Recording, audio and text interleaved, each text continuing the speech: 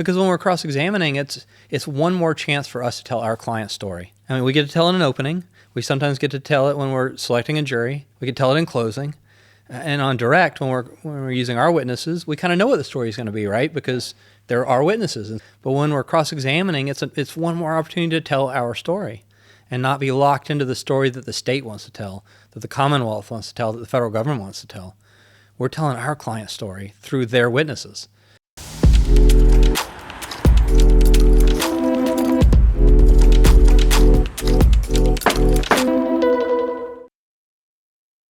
Welcome back to another episode of Sanctuary in the Jungle. I'm your host, Aaron Nelson. Joining us this week is attorney Matt Dodd. Matt is a cross-examination expert and part of the royal family of criminal defense. Today, he gives us the lowdown on how to use cross-examination to build sanctuary for your client. As he says, cross-examination is another chance to speak on your client's behalf, a chance to show their story, fact by fact, and empower juries to agree with your conclusions. This bow-tie lawyer brings his southern charm wherever he goes, reminding us that we should always lead with decency and kindness. Whether it's using constructive cross methods to build rapport or showing appreciation for court staff and prosecutors, Matt finds success with please, thank you, and plenty of Girl Scout cookies. This episode is perfect for lawyers and non-lawyers looking to improve their communication and persuasion skills. So join us as we lay the groundwork on telling story through cross. Hello, welcome back to Sanctuary in the Jungle. We're here today with Matt Dodd. Thanks for coming here today, Matt. Oh, happy to be here. I appreciate it. Yeah, you're coming all the way from Montana, is that right? Yes, sir. Yeah. Matt's a practicing attorney out there. It's snowing here in Hudson, Wisconsin, and I was complaining about the snow. And then how much snow have you guys got recently? We got almost 20 inches last weekend at my house. Wow. So you're living up in the mountains over there, right? We are. We're real lucky. Yeah. Yeah. Beautiful views, huh? Yep. We are. Just have to walk outside and then you've got them all around. Well, wonderful. We're looking to get your views on all kinds of other things today, and I'm sure those will be beautiful as well. So tell me a little bit about yourself. You grew up outside of Montana, is that right? I did. I grew up down in South Georgia in the 80s and 90s. Loved growing up there, but very, very different from where I am now. Yeah? How so? Good and flat. There were no mountains around. So you could see to the tree line, and that would be about as far as you could see. Yeah? What'd you do with yourself when you were a young kid growing up in Georgia? I think I grew up like most of the kids down there, hunting and fishing. We got out on the water as much as we could through the summertime, and then lucky enough to chase my dad around courtrooms all over the South for a lot of my growing up. Yeah, so you've had a different childhood than a lot of the other guests that we've had here, or maybe people watching it. Is your dad's a criminal defense lawyer as well, is that right? He is, yeah. My dad's Roger Dodd, so I was lucky enough to have him as a mentor, still have him as a mentor. In fact, we're going to go work on a case 2 days from now. Yeah, you just said from here you're flying out to go meet him, is that right? It is, yeah. We're lucky enough to get picked up in another state, and so we're going to go help somebody out there. Yeah. So I've never met your dad, but I've certainly read about him. His book is behind you there.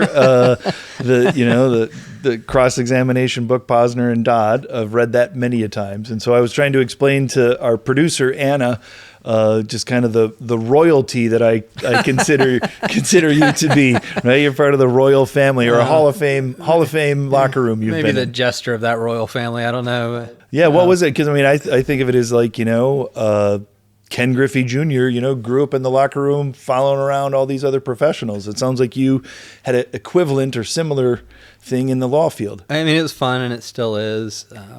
I told you last night, I've got a senior partner who will always pick up the phone for me. Yeah. He's got hundreds of jury trials, worked on death penalty cases early in his career, has done civil work and family work and criminal work for, I think he's either just did or just about to roll 50 years on it. Oh, wow. Which is amazing. You've got this absolutely. Resource that most folks don't have. Yeah, absolutely. It was intimidating for a lot of years. I didn't want to get into law because I figured I wasn't going to be Ken Griffey Sr. I wasn't going to get as many at-bats. I wasn't going to get as many trials. And, for good or for bad, he cast a big shadow. Yeah. He's a big presence in my life and in our profession. And I imagine there's some privilege that comes along with it and some pressure that comes along with that. Yeah, a little bit, for sure. And it's great. It opened some doors that probably never would have opened. Okay. And so I'm real thankful that I've had those opportunities. Yeah. I mean, I always kind of joke with people that I think even if the door's open, I still got to walk through and not get myself thrown out. Absolutely. But it's been really nice that it gives me a little bit of credibility right off the go sometimes that other folks don't have. Yeah. So when you were a kid, you weren't just joking around. You literally would tag along and go watch cases with him. Oh yeah. I mean, I'm sure he didn't take me to any of the heavy stuff, and I'm sure there's lots that I missed. But I mean, I remember sitting with my little yellow pad in the back of the courtroom next to the bailiff, and it was small town Georgia, so they know me, and they don't move there unless you need to go to the bathroom kind of thing. I'd sit there, and he'd come collect me at the end of the lunch period or at the end of the day. And it was different. It was fun, and I kind of got to see how he interacted with people and how he treated people, and how juries and judges treated people. Yeah. So I grew up. My father's a big influence in my life. He ran a service station, a gas station. So I worked there. Got my hands dirty, not as dirty as he did. He was doing the real heavy lifting, but I got a chance to see him interact with other people. Yeah. And much like the work we do, people go there because something's not working. That's right. Something needs to get fixed, and somebody needs help. Yeah. And it was. As I've grown older, I reflect back on that and just the opportunity to see my dad help people. Yeah. Was that something for you? Absolutely. I mean, that's all he did was help folks.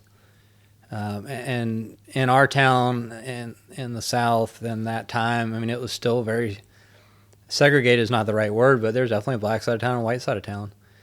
And he was super comfortable moving over to that other side of town and helping those folks. And they welcomed him in because he helped folks. Yeah. Didn't matter what color you were. Didn't matter if you had money or not. If you're accused of something, you needed some help, he'd help you. Okay. Which was really pretty neat to see that, where I grew up, when I grew up,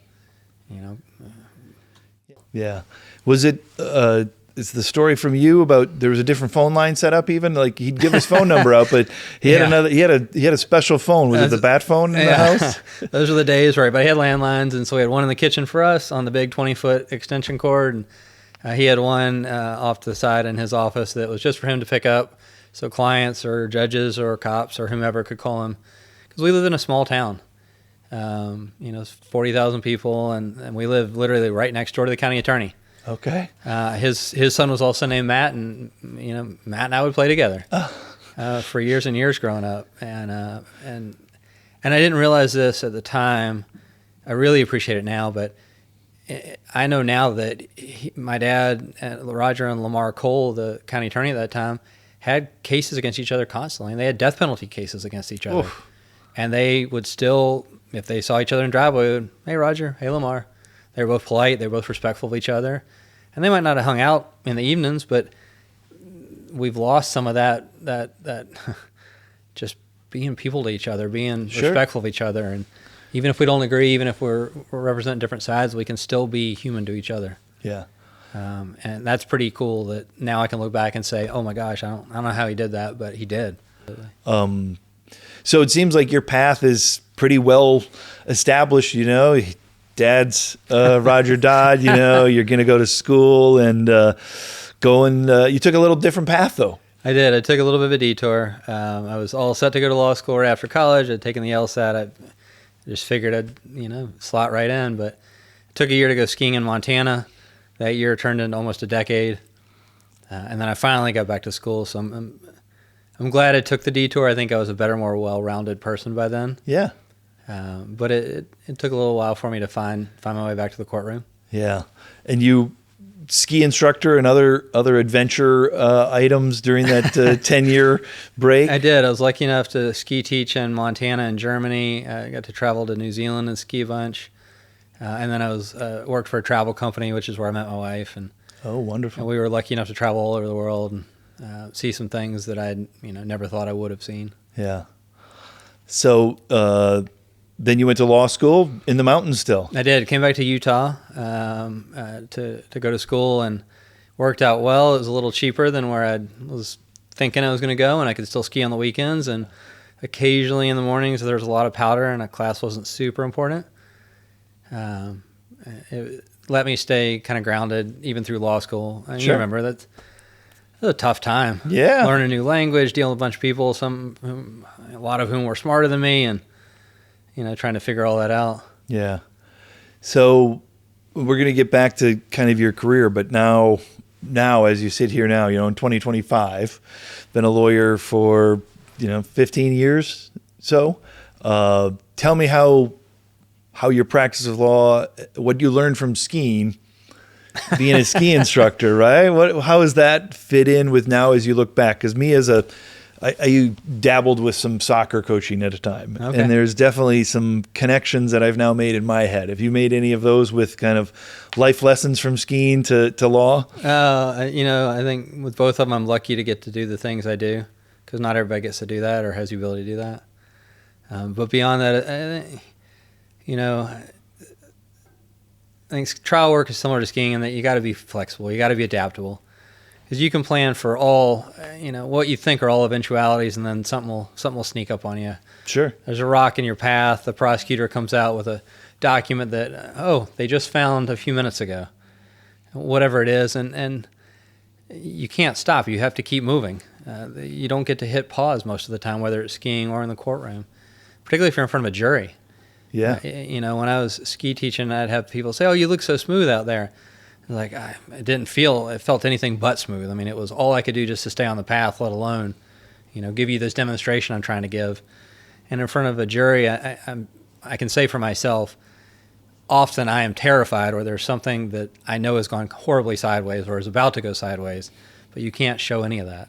You just sit there with a neutral look or with a smile, or you walk up to a bench conference and the judge rules against you on an issue you should have won 10 times out of 10, and you walk back with a smile so the jury sees that confidence and figures things, oh, okay, I guess it broke his way. Yeah, exactly. Matt won that one. Yeah, and so I think,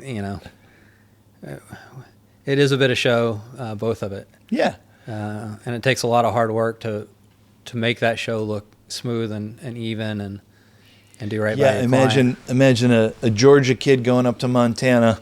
Your first couple of times down the mountain, it didn't look natural-esque. It was not natural at all. I was the worst skier on our ski school. I was 164 out of a roster of 164. Wow. On day one, I took a fall and had a yard sale and blacked my eye and bloodied my lip, and that was how I started day two as a ski instructor. When I finished, I was number 4 on a roster of 200 and some, and couldn't get any farther ahead unless a couple people died out ahead of me. But it was a lot of work and a lot of time and a lot of repetitions and a lot of days on snow, just like what we do. I was going to say, I imagine even with your, as I'd say, royalty background, your first day in court, maybe you didn't have a yard sale, but maybe stumbled. It wasn't as natural as it is now. Oh, I remember my first day in court. I didn't have any clients, didn't know how I was going to make any money. And an older lawyer, Chuck Watson, very, very good lawyer, who was nice to me and took pity on me, called and said, "Hey, you want a client?" And I said, "Yes, sir." He said, "Put a suit on and meet me at the courthouse in an hour." So I did. And I got there, and I looked around for Chuck and couldn't find him, and he wasn't anywhere. So I walked in the courtroom, and there he was at one of the benches in the gallery, and motioned me over, and he said, "Here's your client, here's your lawyer," and he walked away. Didn't tell me what the case was about, didn't tell me anything about it, didn't know even what I was doing there. And so I introduced myself to the client, just terrified, and he was nice enough to me, and the judge called his case, and I walked up, and the judge said, "Which one of you is the lawyer?" and at the time, I went beet red and said, "Well, Judge, I am." And in retrospect, I know that meant the client was dressed right for court, and yeah, it's a good thing. I wish somebody would do that to me now, but they see. I will never, ever, ever forget that. I was just terrified. Oh, well, all the viewers want to know that first day when he says throw on the suit. Did you come with a bow tie? I did, in fact. Wonderful, wonderful. And, my wife got me onto those when I was clerking. Okay. And I remember the first day it took me about 3 hours to tie it, and I was very, very angry. And then I realized I liked it because it wasn't in my way. Yeah, yeah. And so now I don't get it in my food. I don't get it in my papers. I put it on in the morning and don't have to think about it anymore, and it's on until I go to bed. Yeah. And now it's just who you are. Honestly, it is. And there are clerks that will refer me out. Like, go talk to the bow tie lawyer. He'll fix you up.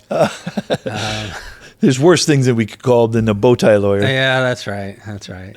I think it's worked for me. And, people laugh, but I'll tell you one little story. I walked into the courtroom one morning, and I'd been practicing a few years at that point, but I was still nervous. And we had a jury that morning, and the jury was in the box, just ready for voir dire. And the clerk comes over and she says, "Mr. Dodd, come here." And I walked over to her, and she was an older woman, very, very nice. And Miss Karen said, "Your bow tie's all." And she fixed my bow tie for me. I said, "You're fine. Now go back to your table." And I did, and I just smiled. And I looked over, and the whole jury box was just smiling at me. And I was okay then. If she liked me, then they liked me. Absolutely. And so now every time I go into court, I'm like, so that somebody will hopefully fix my tie for me.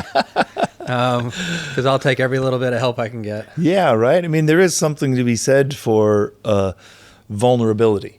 Yeah. I mean, because that's really what it was, right? I mean, you didn't come in there perfect. No, shoot, none of us do, especially not our clients. Yeah, and so not only did you not come in there perfect, but you were humble enough to accept some aid, accept some help. I don't know that she'd have given me a choice, frankly. That's sometimes, yeah. That's all right, though. That's all right. So I know you are certainly a humble man. You're very sincere, but you're also a national expert when it comes to cross-examination. You've just finished presenting for NACDL. I know you have in the past for NCDD, DUI, DLA, lots of different organizations, and you have your own cross-examination workshops that you put on. So tell me a little bit about that. How did you become an expert at cross-examination? Shoot, I mean, my dad jokes that I'm an expert by osmosis, just because I heard it my whole growing up. I got cross-examined every time I came home from anywhere, and I wasn't that popular, so I didn't have that many dates. And if my wife's hearing this, she'll probably tell me I had no dates. But I'd get cross-examined when I came home, and but again, I was lucky enough to be able to go out and try that, and then call them and say, "Hey, here's a transcript. What do you think?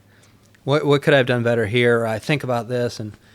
And then I've been lucky enough to teach and coach with him the last, I don't know, dozen or more years. Yeah. And that's been really fun. And then I've gotten to do a bunch of coaching and teaching on my own and lecturing on my own. And then work with other folks like you and others just out and around the country. And so I'm learning from other people as I'm teaching other people. Yeah. And that's I think pushed my career farther than anything else. I mean, I was on a phone call with a public defender last week, and she was asking about something, and I said, I know a little bit about that, but here's who you need to call. And she said, "Wow, your network's really big." And I was like, well, yeah, when I'm traveling, when I'm teaching, when I'm coaching, that's what I get to do. I get to meet all these wonderful lawyers and learn from them. And then I can have somebody like, "Oh, I've got a case, and my client also is charged in Wisconsin. Who do I call? I can call Aaron." I mean, I'm lucky because I got to learn from so many good people, and I still get to learn from so many good people. Sure. But it's really fun going out and teaching and coaching. I love coaching people.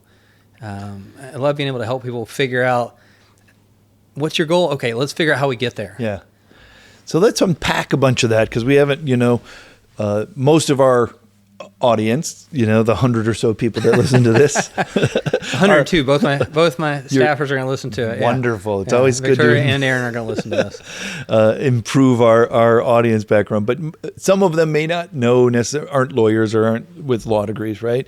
And so just really basic, like cross-examination. If you were just going to simplify it, what's a cross-examination? It's just asking questions to the other person's witnesses. Yeah.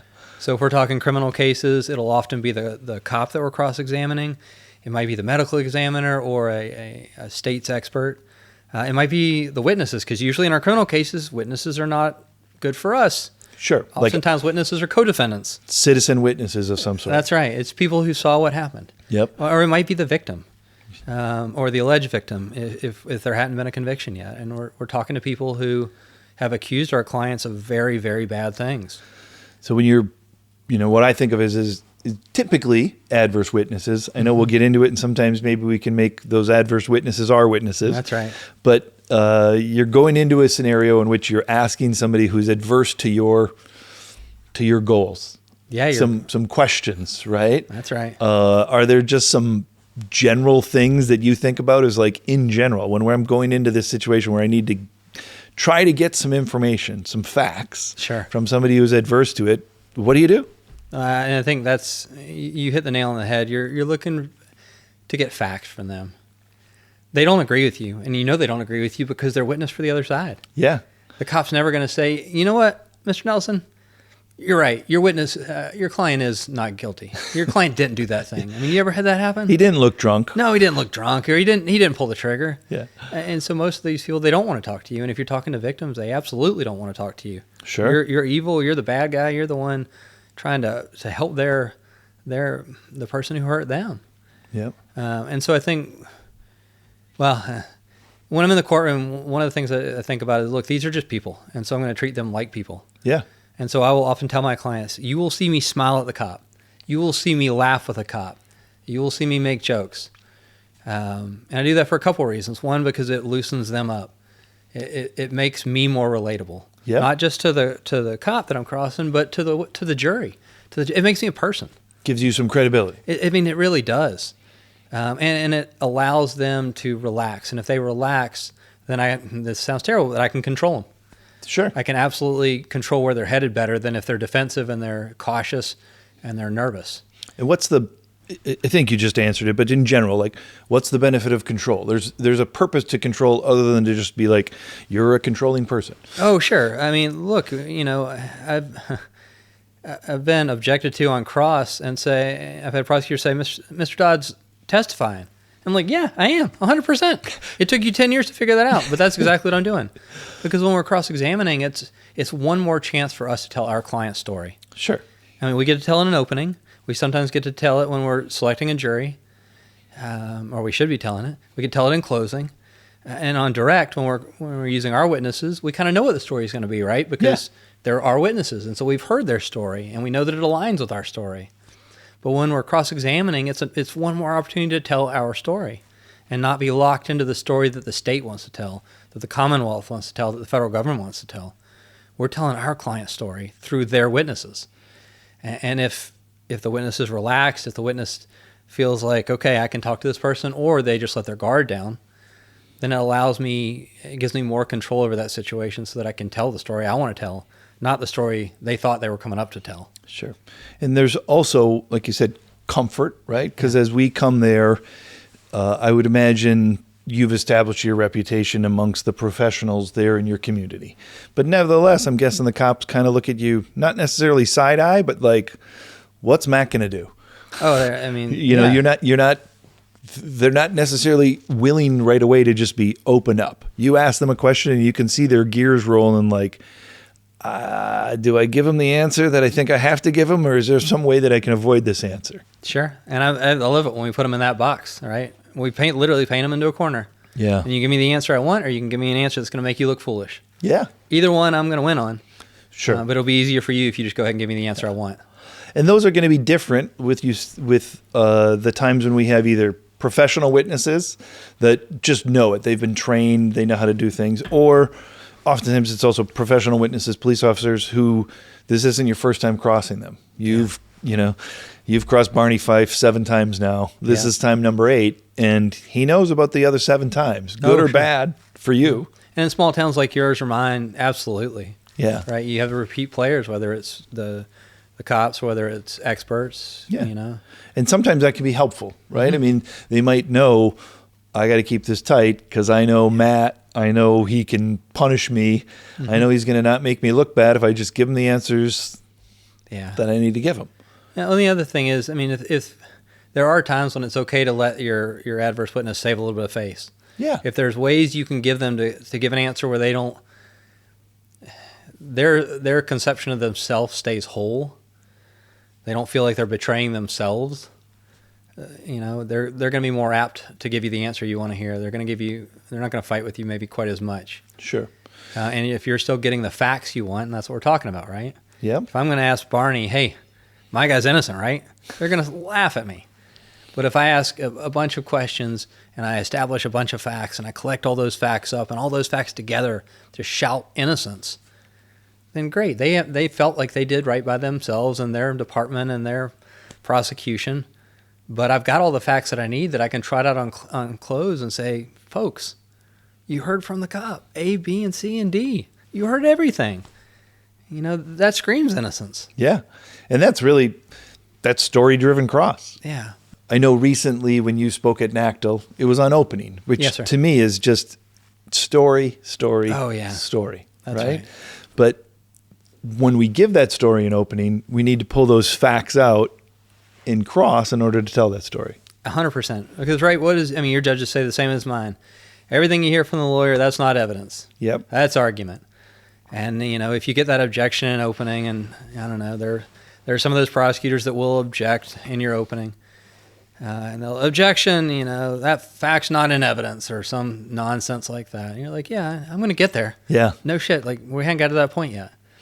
But in cross, we get to tell that story. We get to pull those facts out. And we get to have the witness confirm the story that we're telling. Yeah. Yeah. Maybe you said this in NACTL, but I've heard you say before, like you look at your trial work and maybe cross-examination, right? But you look at your trial work as teaching. That's exactly right. Yeah. Tell me a little bit more about that. Yeah. So, when we go in, typically this is our client's first time to tell their side of the story. And we go second. They've already heard from the prosecutor, right? They've already heard the story, and it's usually a bad story. It's a story that's not helpful to our client. Yeah. If it was good for us, we wouldn't be here. That's exactly right. But, even before we get to trial, we're teachers, right? We're trying to teach the prosecutor why this is a bad case to bring to trial. We're trying to teach the prosecutor why this is a case that should get settled or dismissed. We're trying to teach the judge, if we can't convince the prosecutor, that this is a case that should never see the light of day, that should be dismissed, that should lead to suppression of evidence. That's what we're doing the whole way through, is we're teaching, we're persuading, but we're doing it by teaching, right? If I just tell you my client's innocent. I was talking to a prosecutor the other day, and he's a newer guy and a very nice young man, and he said, I really appreciate the emails you send because you tell me why I should dismiss the case. Yeah. You don't just send an email that says, this case should be dismissed. Your case sucks. Get rid of it. Yeah, and I said, people send you that? And he's like, yeah, all the time. And you know what I do with that? I delete it. But I send him a couple paragraphs and I'm saying, hey, you need to look at this piece of evidence. You need to look at this witness statement. Yeah. You need to look at the conflict here. Because when you do that, you'll see that what I'm asking for is actually pretty reasonable. It's not at all unreasonable that you give me this deal. Yeah. Or that you give me this dismissal. That you treat my client the way he or she should be treated. Yeah. I've heard you say we learn through facts, not conclusions. Yeah, and that's right. even when you're talking, you have a couple of kids at home, right? I do. Yeah. I would imagine there's sometimes that you're in a situation where it might be good for you if you teach your kids something. Yeah, 100%. My boy child is just as hard-headed as he can be. And if I just tell him, don't do that, he's going to ignore me about 3/4 of the time. But if I tell him, don't do that because of A, B, and C, and D, he might listen to me. Yeah. Even when we're skiing around, I say, don't jump off that cliff. You're going to hurt yourself. And he said, it's fine. I've done it before. It's not that big. And then I'll go poke around the landing, and I'll say, well, there's rocks 6 inches below the surface. If you hit those rocks, you're going to rip your skis off, and you're going to cartwheel into the distance. And there's trees down there you're probably going to cartwheel into. And he's like, oh, okay. And we have to do the same thing with our jurors, right? Yeah. It seems so self-apparent to us that our client's innocent or that they should come back not guilty. And if we're doing our job well, I think we have convinced ourselves wholeheartedly by the time we get to trial that I don't even know how this got here. Because that's how we have to, if we don't believe it, then how are we going to ever get anybody else to believe it? But they're not just going to believe it when we say not guilty. Correct. We got to give them facts. And I talk a lot about this with judges in bench trials or in motions practice. I think judges kind of come in one of two ways. They either come in, they've already made their mind up because they read the briefing.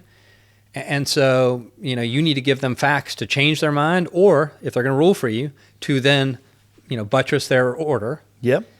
Or if they come in and they're open-minded, the way we hope all judges are, then you got to give them facts to sway one way or the other, because they're not just going to take the fact that you're, good looking or you're put together and, you're usually on time. Yeah, yeah. They need facts to drive this. They need something more than a bow tie. They need something more than a bow tie. That's exactly right. Yeah.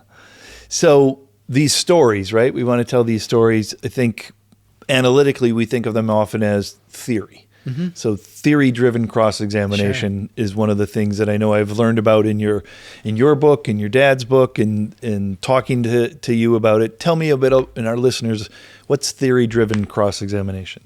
Yeah, so we talk about theory-driven cross or the narrative of cross-examination is just literally telling your story through cross-examination, telling your client story through the adverse witnesses. Okay. Because in criminal cases, we might not have witnesses. The only witness we might call is our client, and a lot of times we don't want to call that person because they're not going to help tell their story. Sure. And we know that because oftentimes they've told their story, and their story led to handcuffs, their story led to an arrest, their story led to a prosecution, or at least the way they told their story. And so it's on us as practitioners, it's on us as teachers to go in there and tell the story that our clients couldn't. Yeah. For whatever reason, because they weren't articulate, because they weren't educated, because they didn't know how to tell their story, because they were scared. So theory-driven cross is to get out our theory, Yeah. but also about purpose. I've heard you use goal directed, right? Absolutely. There might be, you can't get your whole theory out with Barney Fife. You might need to also get it out with a different witness here or a different witness there. Yeah. So what did you say earlier? Let's unpack this a little bit. Yeah. So, and when we're talking about a theory, right, we're talking about the reason, the kind of the why or the how of our case. Why should the jury care? What can they do to help? How can they help? Why should they find our client not guilty in the criminal context? And we have to help them understand that. And if we can establish a theory, if we can, and in criminal cases, theory is kind of easy at heart. My client's not guilty because, fill in the blank. And the part after the because is much harder. Yeah, right. But once we figure out, okay, that's why my client's not guilty. That's why the jury should rule this way. That's why the judge should suppress this piece of evidence. Whatever it is that we're looking to get accomplished, then we can figure out, okay, who's going to tell that story now? How do I get those facts out? And if we don't have our own witness, we have to do it through theirs. Yeah. And there's certainly, we don't need to get into the techniques, but right. But that is what your course that's what we is do. about. Yeah, that's what we teach. It's all about the techniques about that, but it's driven by what's the purpose? What is the purpose of the theory or the purpose of that witness or the narrative that we're wanting to tell? Yeah, and I think if we don't know that, it's really hard to then know how to cross-examine. Sure. So I remember helping a gentleman years ago out of Nevada, and he said, "Hey, this is just kind of a regular car wreck case. It's not super complicated, but we're going to cross-examine this person." I said, "Okay, great. What do you want to accomplish? What's your goal for this witness?" And they didn't know. And they said, I should probably figure that out. And I was like, yeah, we need to know what we need to get or what we want to get out of that person before we then structure the cross. Yeah. And so figuring out, like you say in your example, like, all right, what's Barney going to tell us? What piece of the story is he going to tell us? Yep. Because he's not going to know the whole story. No. He's going to know, maybe a lot of it, but maybe not all of it. Maybe not all the pieces. Yeah, absolutely. And so we figure out what's our goal for this witness. Yeah. And I know we can get, again, into some really dial it down at the bottom end of the funnel techniques, but even if we just say at the top end, right? Sometimes I've heard you use the term constructive cross, destructive cross. Sure. Tell me about that. What maybe is a tactical choice in order to get some of those facts there. What is that? Sure. So when my dad, Roger, and Larry Posner, who's also a big NACTL guy, started writing about this stuff in the 80s, and then into the 90s, they talked about constructive and destructive cross-examination. We've, I think, evolved that even in the last 10, 15 years, my dad and I. But destructive cross-examination is kind of what they taught us in law school. And so for those of you who have been to law school, you'll remember, we're attacking their theory, we're attacking their witnesses, we're undermining their theory, undermining their witnesses. The whole time, that's what we're doing. We're trying to chip away at their case, their theory. And I think the problem is, while we're doing that, we're focused on their theory.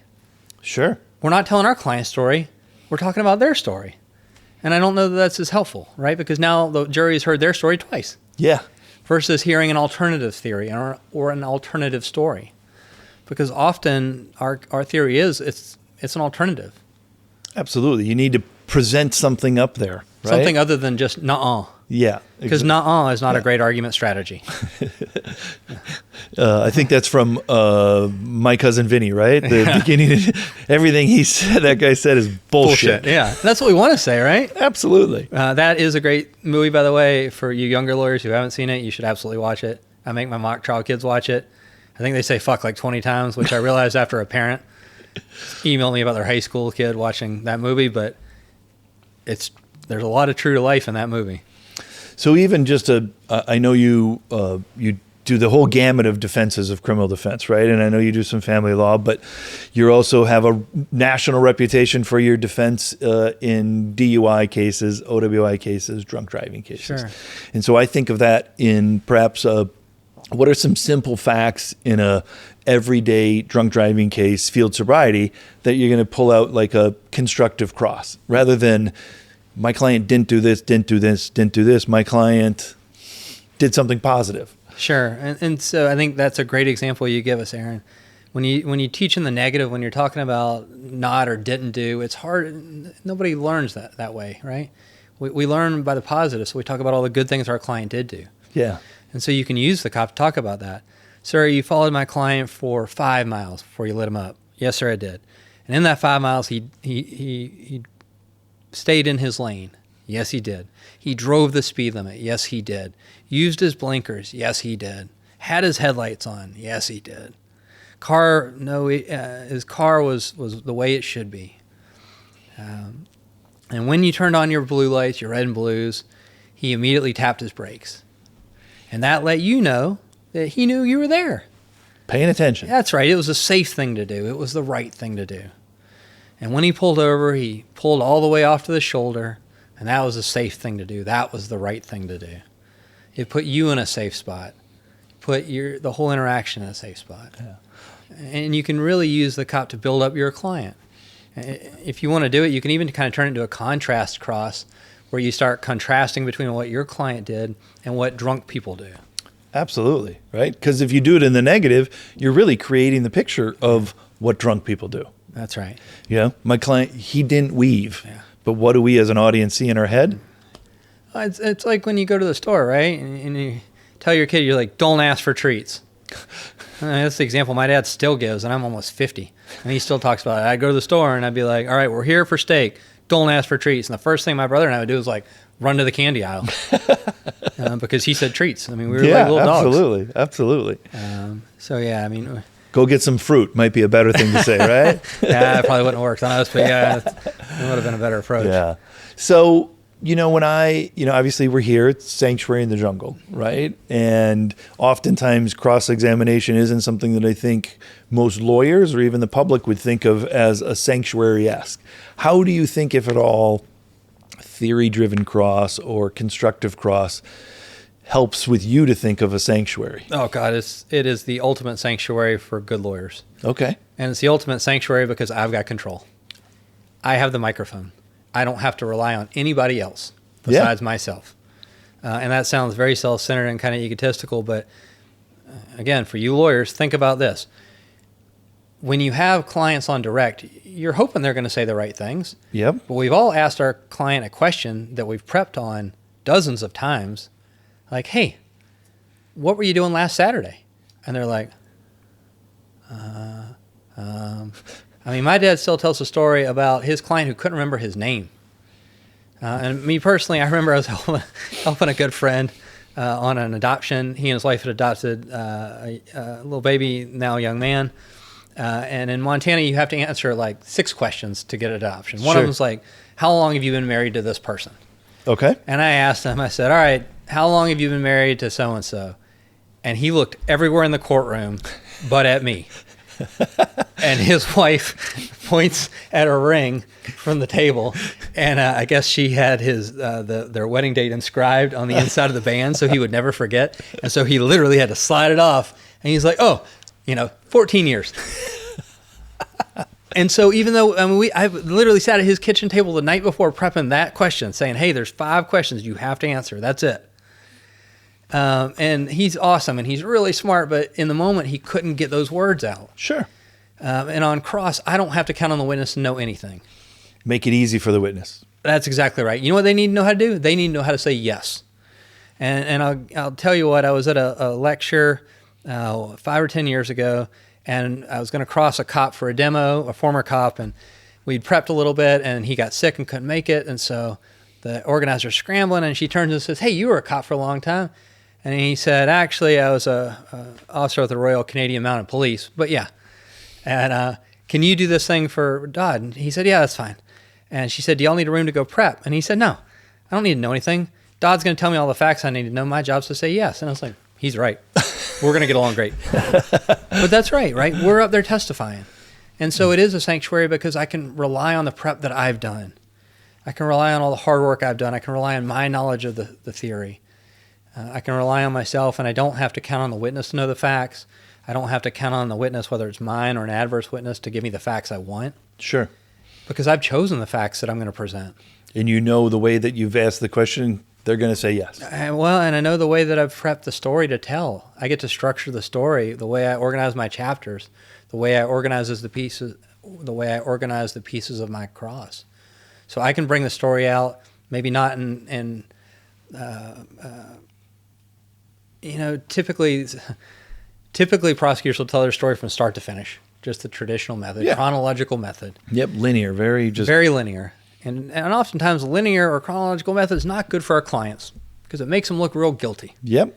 And so I don't want to start there. Yeah. At the beginning. I might want to start where the cop finds the gun in somebody else's hand. Absolutely. Or what do you tell me that case you had where the drugs were in somebody else's bra? Yeah. That's a great place for the drugs to be. Not in my client's pocket. They were in the driver's bra. Yeah, exactly. I might start there on cross because that's a really good fact for me.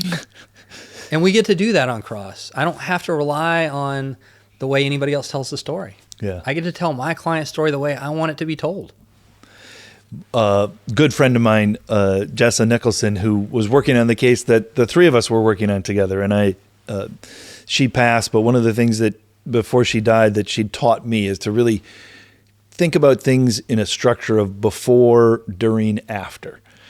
And it's really changed the way I've practiced because I rarely, if ever, tell the story before, during, after. But it's exactly like you say. Sometimes I start with the after. Sometimes I start with the before.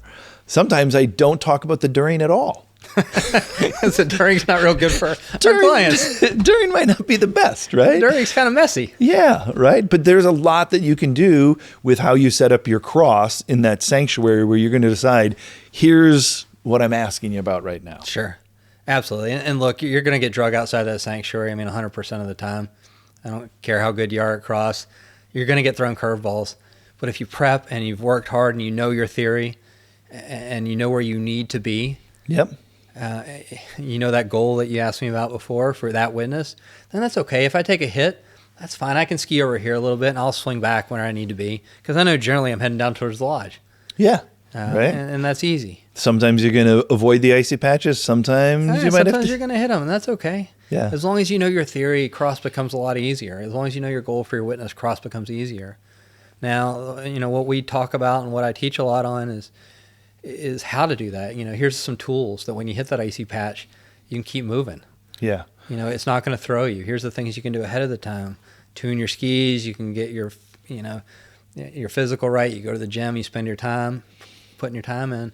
Same way we do on, lawyering, right? Yep. Spend time learning your theory. You spend time drafting your cross. I don't think I'm so fast that I can come in there and just cross off the cuff. I can, and I do it okay, but... Not as good as if you prepared. Nope. Never. 100% of the time, no. Yeah. I can be faster in the moment if I've done a lot of prep.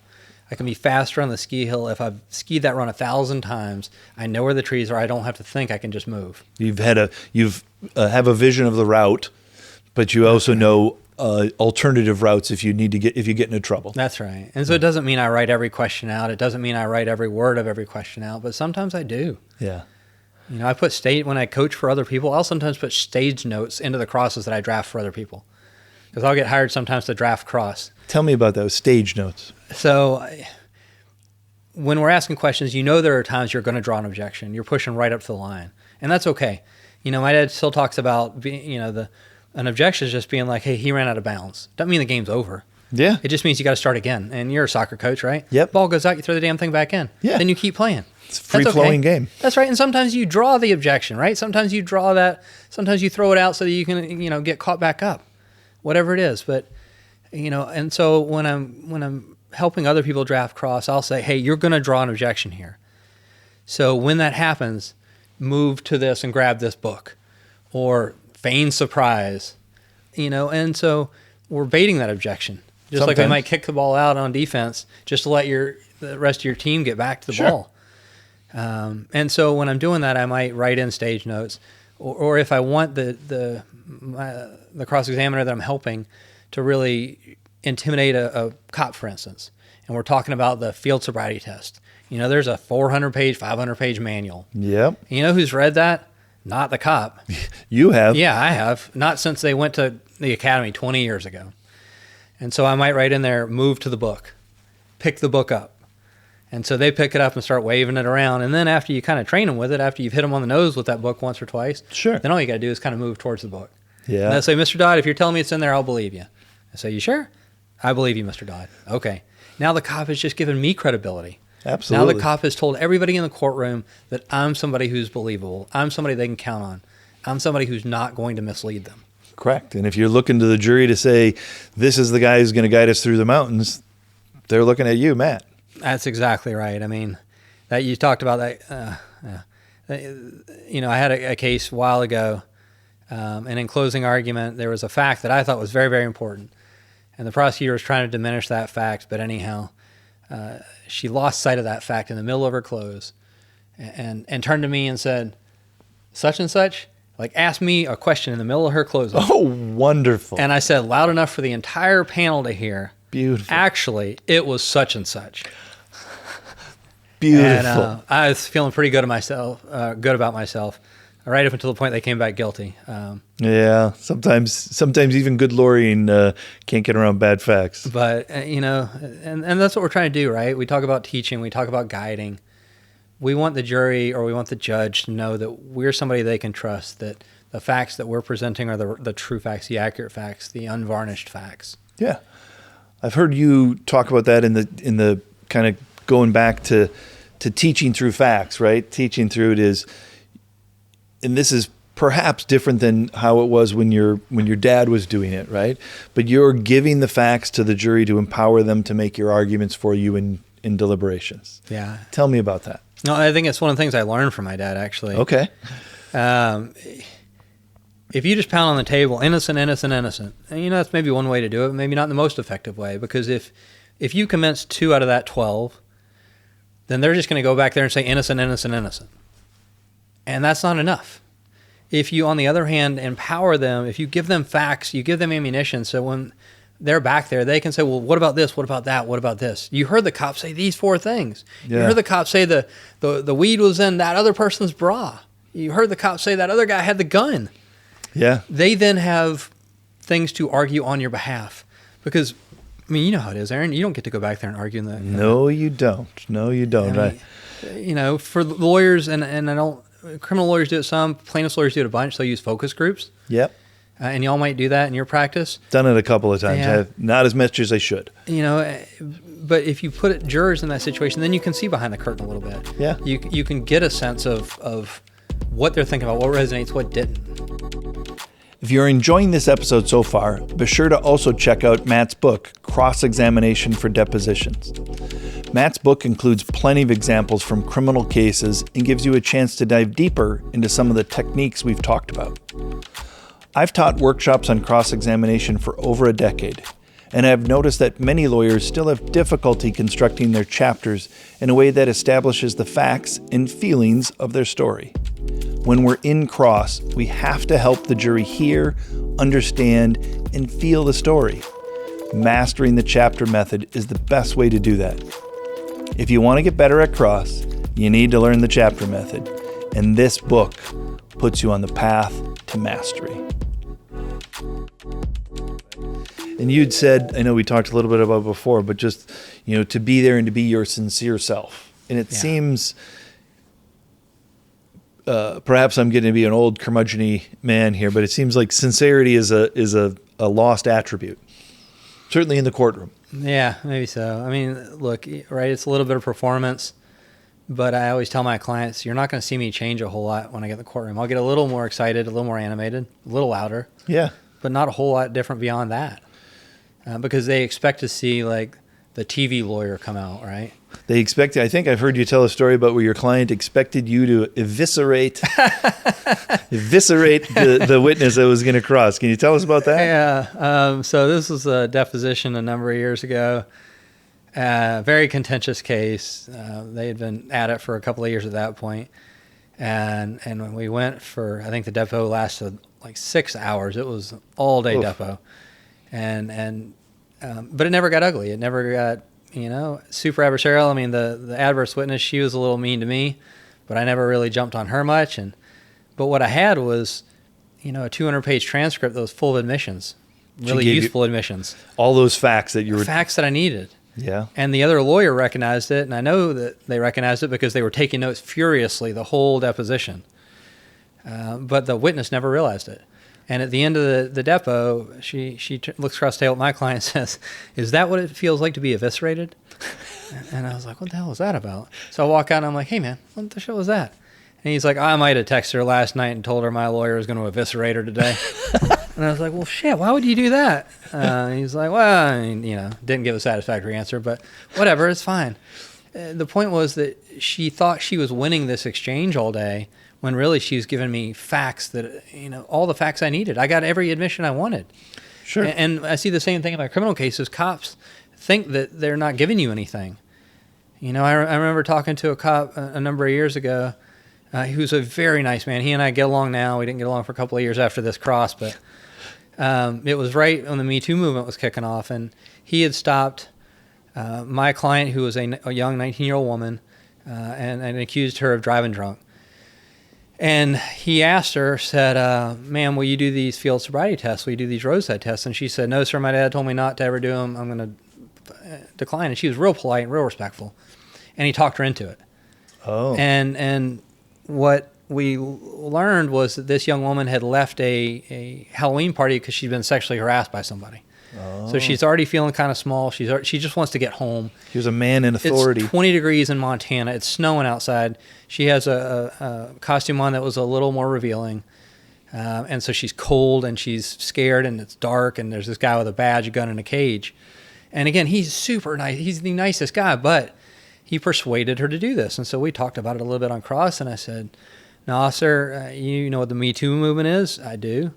And you understand that consent's a real big issue, and that's something we're grappling with right now as a society." "Yeah." "And sir, you've heard the saying that no means no." "I have." "And you believe that?" "Absolutely." "And if a woman told you no, you'd respect that." "Well, I would." "Well, now you didn't in this case." And we went down that path.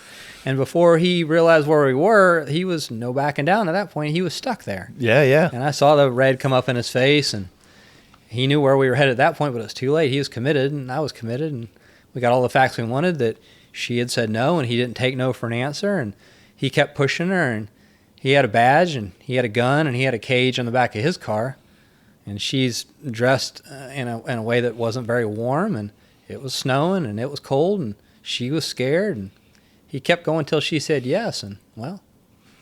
That's not always okay. Yeah. It's rarely okay, if ever okay. Now, and again, I lost. The judge did not suppress all the evidence, shockingly. But, we were able to do that because we were talking about people being people. We were talking about those universal truths. We were talking about things that he did believe and thought he held true. Yeah. Yeah, just talking to folks and doing it in a way that was non-adversarial, just like with that evisceration. I did eviscerate her, just not loudly or overtly. What's the saying about 1,000 cuts? Yeah, I got everything I needed. Yeah. And it took me a little while to get my client to understand that. Sure. But I mean, that's what's so beneficial, and that's so beneficial about constructive cross. You don't have to have the best witness. You can use their witnesses and you can turn it on its head. And oftentimes in those situations, what I love about your story here about the cross of the officer is you're pushing past the paper. That cross wasn't developed by anything that you're going to see on that police report, right? Those are universal truths that you brought because of your knowledge, your lifetime experience. You're just being aware of the world. How do other human beings see the world, and how does this witness want to be seen? Yeah. And you took all of that with what you had on the paper. Yeah. But you would have never got there if you didn't push past the paper. Yeah. Well, I mean, we got to be ourselves, and I think universal truths, like you said, that's That's so important. Rick Friedman, wonderful plaintiff's lawyer. Yeah. Gives a lot of his time. He's just crushing on those roundup cases right now, all over the country. But beyond that, he's just a very good lawyer. And one of his books, Rules of the Road, they use it in the plaintiff's context that you're framing your case based on the rules of the road and Sure. how your client should have been protected and wasn't, or how the defendants didn't do the things they were supposed to. But we can do that on the criminal side all day long. And yeah, we talk about universal truth and fairness, probably the most universal truth. Absolutely. And oftentimes, fairness, we can debate about it, but the prosecution is somebody that maybe has their version of it and they can't see any other version of it. Yeah. But their version isn't always the same as the 12 people in the community. Yeah. And so I think you're right. Knowing your community, knowing, not just being in your office, being out in the world a little bit is important. What are some other rules? I love the thought of rules of the road, right? And how we can do that. I've tried to do that often with experts, right? Let's set up some rules for the expert, because I'm not going to cross the expert in their own field. Sure. They know more about that, but I might have some other rules about bias, or I might have some other rules about fairness, or I might have some other rules about just thoroughness.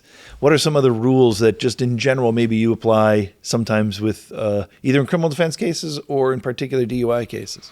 Well, and I think you can use their experts for your benefit. And so one of the ways, big picture way I'll suggest is this: use their expert to get out the favorable facts to your case.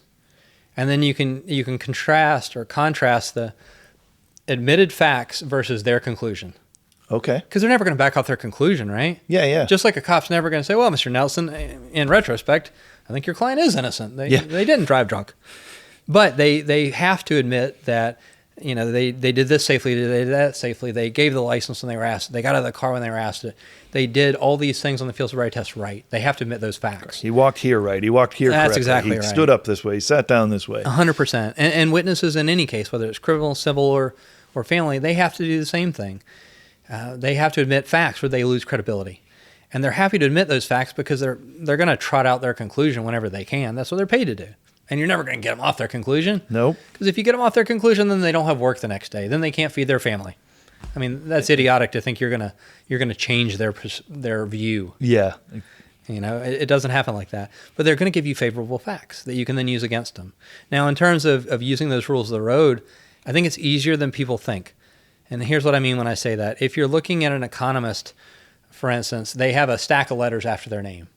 If you go look at the organizations that the stacks of letters came from, whether it's PhD or whatever it might be, there's usually rules. There's either ethical rules or there's rules for how they do evaluation and forensic work.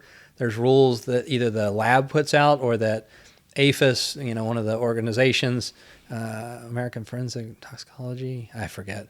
But look at the rules that govern their organizations that come with the letters they have after their name. Yeah.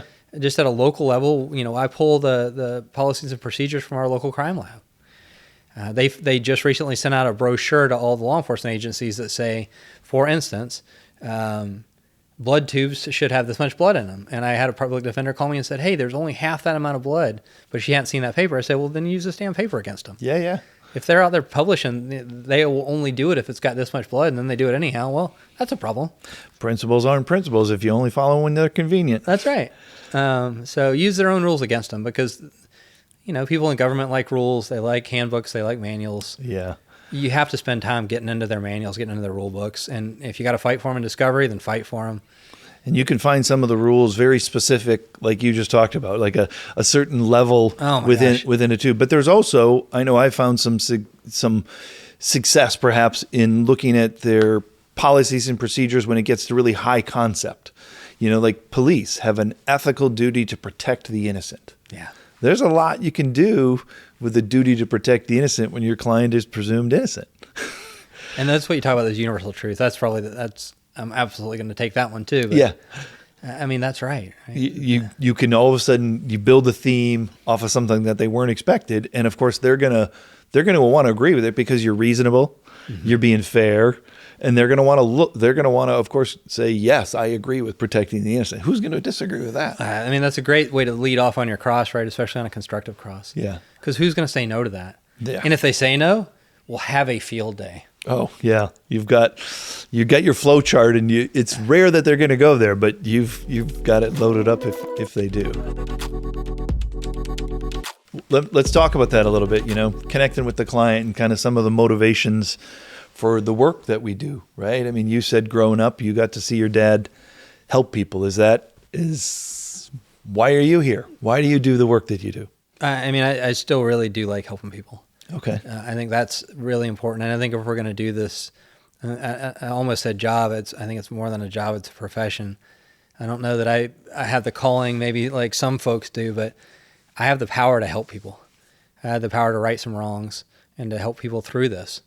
And it's good. It feels good. I mean, you know, the ego side of me really likes that people come to me for advice and want my help.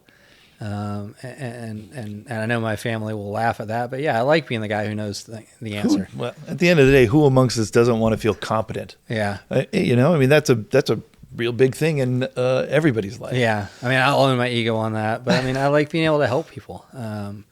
When things have gone wrong, just as 2 days ago, I was in court and a woman came up and Judge said, "Where's your lawyer?" And she said, "Oh, I'm not sure, Judge."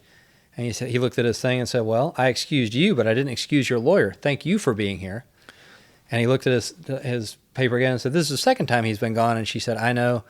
And he said, "Where's this case going?" And he was not happy. He turned to the prosecutor, and about this point, I realized what's going on, so I stand up. And this judge knows me, and he's very respectful of the system. And he said, "Mr. Dodd, you want to give her a hand?" And I said, "Judge, I'm happy to. Can I have a quick recess?" And I walked out and talked to her and kind of figured out what was going on. Yeah. And I said, "All right, let me go talk to the prosecutor," and walked back in. And he said, "Look, if she'll just do this, I'll dismiss it all." And I said, "All of it?" And he said, "Yeah, I want to be done with it." I said, "No problem." I walked back out and said, "You got this piece of paper, right?" And she said, "Well, not with me." And I said, "Where is it?" And she said, "It's in my car." I was like, "Go get it." Yeah, exactly. And we walked back in and we got it worked out. And, you know, we walk out and I give her my card and say, "Hey, if you need anything, just give me a call. And I'll let your lawyer know what happened so that everything's cool." And she said, "Thanks. This was a really nice Christmas gift. I've been dealing with this for almost 2 years." Oh. And, you know, I didn't make any money. It didn't cost me anything though. And I got to help this person that she was in the jungle. She was lost. She needed some help. And like you talk about, that is my sanctuary. That's easy. And you're literally sitting in pews.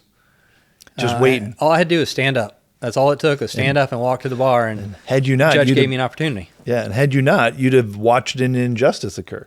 100%. I mean, they sent this poor woman home. Yeah. Another 2 months, nothing happening, and the prosecutor's willing to dismiss. It just hadn't happened yet. Sure. And that's, I got chewed out by a couple lawyers on the NACTL website the other day, the listserv. That'll happen. So I want to tell the story because I've been waiting for the right moment, and this is the right moment. Yeah, absolutely. Tell me. So I had another situation like that come up, and I live in a little small county, so the judges know me, and they'll let me kind of help from time to time. All right. Same kind of thing, and I walked out, and the prosecutor said, "Hey, just do this, and we'll do this," and I walked out and said, "Hey, thanks, man. I really appreciate it." And he's a good prosecutor and a reasonable, fair person. Sure. And so I put a note out to the listserv that just said, "Thank your prosecutors," figuring to get people to look at it. Yeah. And I said, "Here's why you should thank your prosecutors. Not all of them do right, and not all of them want to help our clients, but there are ones that want to do right, and there are ones that want to help. And when they do that, they need to be reminded that they did something good in the world. Absolutely. And that we are thankful for that, and we recognize that and say thank you to them." And so I do that. I talked to an AUSA yesterday, and she went out of her way to call me on her vacation, like over the Thanksgiving holiday, because she wasn't on email, but she saw my thing come through. And I said, "Hey, I appreciate it." And she said, "For what?" I said, "For being a decent person."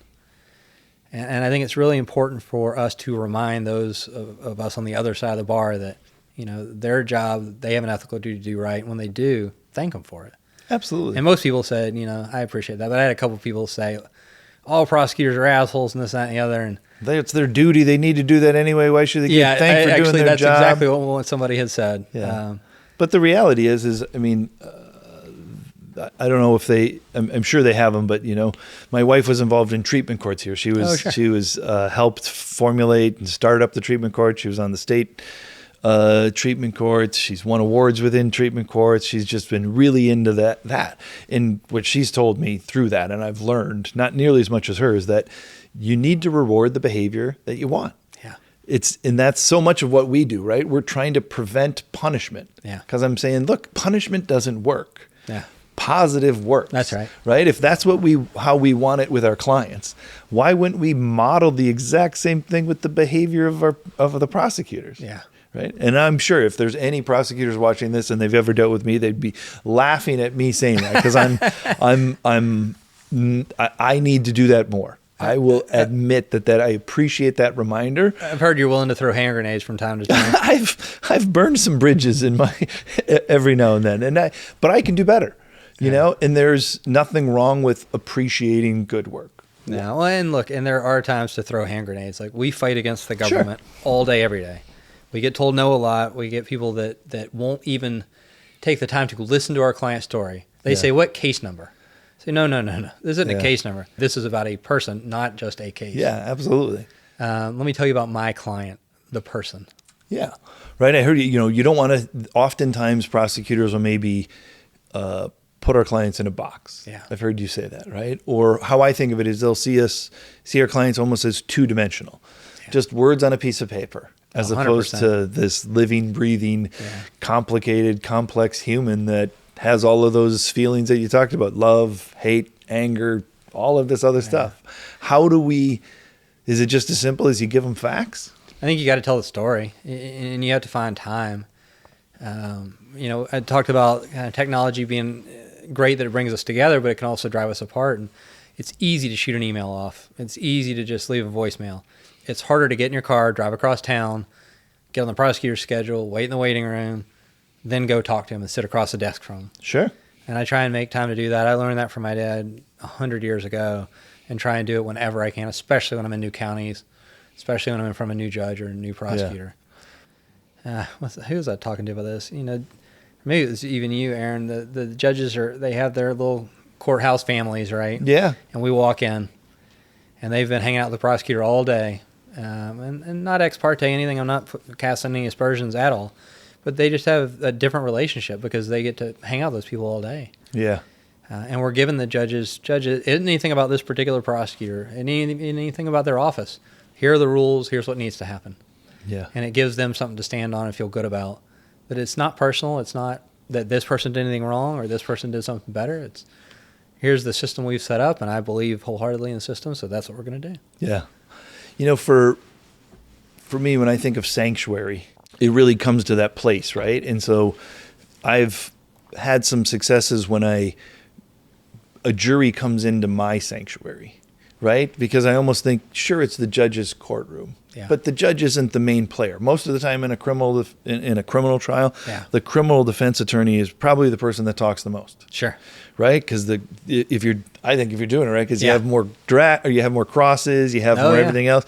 You're the one that's almost in control, and so it's like, this is my place. Yeah. And then you have a guest coming in, and you get to set up the sanctuary for the guest. Here's the rules in this house. Yeah. You take off your shoes at the entryway, whatever your rules are. Yeah.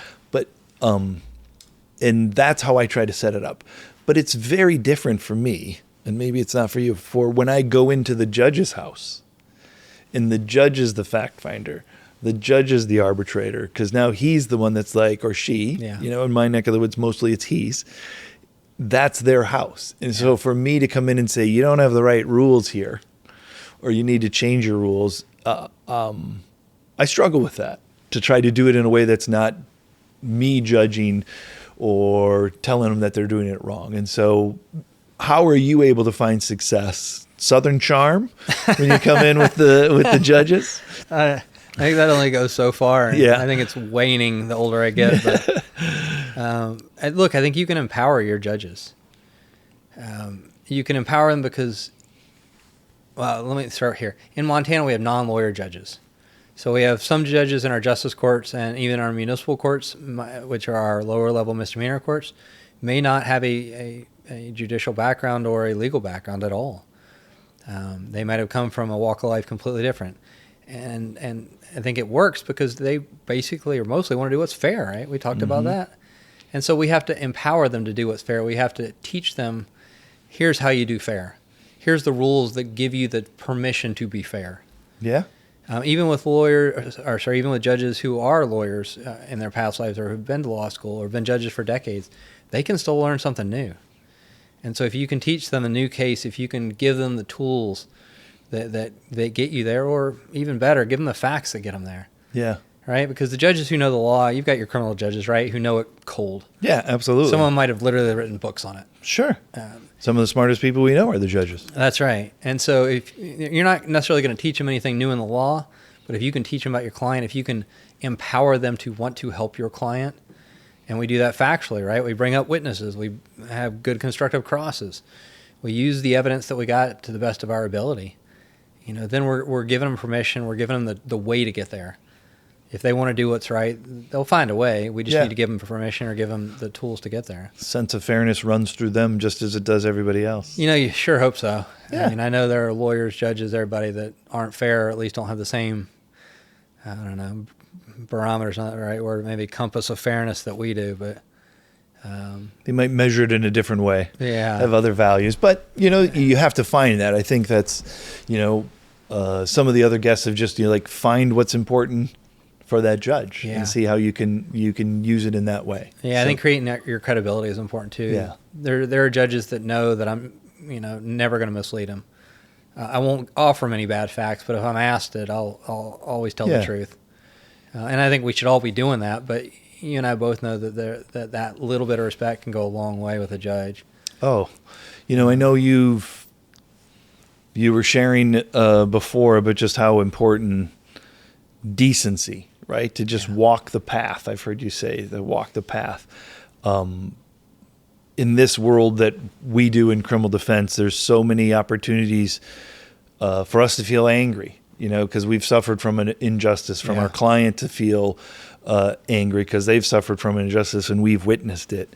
How have you managed to continue to be decent in those circumstances and walk the path when you're witnessing sometimes these injustices or what you might think of as an unfairness? Oh, I think my wife, Ashley, has probably been the best about reminding me to be a decent person, to be better than I was, particularly since we had kids.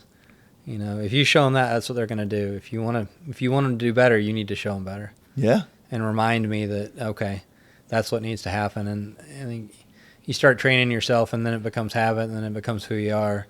I've gotten better as I've gotten a little older about slowing down and taking time to check in with the courthouse staff and, checking on things. And, when I was brand new, my daughter was in Girl Scouts, so I bought her a bunch of boxes of Girl Scout cookies, and I'm like, what am I going to do with all these things?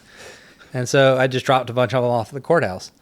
And I dropped them off, I think, I forget, January or sometime when it had been months since anybody had had a Girl Scout cookie. And so I was a hero for 4 hours. And so then I realized, so now we got 400 boxes of Girl Scout cookies. This works. And we drop them off to say thank you, and it's way below the limits of gifts you're allowed to give, and it's something there's thoughtful and easy. Yeah, you're thinking of them. And it is, but we're just being nice to them. Yeah. Honest to God, being nice to them. And treating them like a person, because I see criminal defendants that don't, I see prosecutors that don't, I see random public that doesn't, I see lawyers that don't. And look, these people are just doing their job, raising their families, trying to do right by their people. And they didn't bring your client here, and they might have screwed something up, and they might have not understood that or the other thing, but typically it's not from a bad place. And if you're just nice to them and say thank you, that goes a long damn way. Yeah. We think of, I think of, at least, I shouldn't project it onto everyone, I think of as empowering the jury, right? Yeah. We talk about it, empowering the jury. And it's normally, maybe we're empowering the people that, maybe it's not hierarchical, but are beneath us to get more power. But sometimes the judge has the most power, sometimes the prosecutor, but you still need to empower them to be their better selves, is what I hear you saying. Yeah. My dad told me this years and years and years ago, that the trial doesn't go without the court clerk there. Judge can be there, jury can be there. If the clerk isn't there, we ain't going. Yeah. And so whenever the clerk comes in, and I'm sure you've had this happen, all the lawyers start standing up, and they're like, it's just me. I'm like, nah, just me. Kaylin, we don't go if you're not here. If the record's not going, we're not going. We're just all sitting here waiting. Yeah, yeah. So you are important, and you do play a role in this. And I think that's important, not just because we are humans and need to treat other people right, because I think we're missing that these days. Even if we don't agree with everything, we can still treat people like people. But, and again, I got this from my dad, who do you think the judges talk to when they go back in the chambers? They talk to their clerks. They talk to the bailiffs. They talk to court staff. And if court staff says Mr. Dodd's an asshole, which they might have said about me, and I'm almost certain they said about my dad from time to time, the judge isn't going to be happy. Yeah. If they say, well, he treated me nice, or he always treats me nice, or the judges just see that, I think that goes a long way when you're trying to get a judge to go with you or give you the benefit of the doubt. Yeah. Even on like a little issue like a revocation issue, where it's not necessarily going to be determinative, but if your client gets the benefit of the doubt because you acted right, well, shoot, that's great. Yeah. If they don't get the benefit of the doubt because you were a jerk, then you haven't done right by yourself or your client. Yeah, we've talked about it on here before, just how important it is to just model the behavior you want to see in the courtroom. Yeah. If I want them to treat my client with decency, treat my client with respect, I damn well better be doing it to everybody else that's in there. No, that's exactly right. I mean, you have to, right? Yeah. And it's hard. We all act the part from time to time. Yeah, it's hard. I mean, but for, we would be the criminal defendants. Yeah, no doubt. Well, you've certainly walking the path. I think you've demonstrated that throughout your career, throughout all your teaching, throughout your life, and certainly today. So thank you so much for making the connection, coming all this way, standing up, showing up. Thanks for coming to the sanctuary. Yeah, I sure appreciate it. Thank you for having me, Aaron. Yeah, I appreciate it. Absolutely.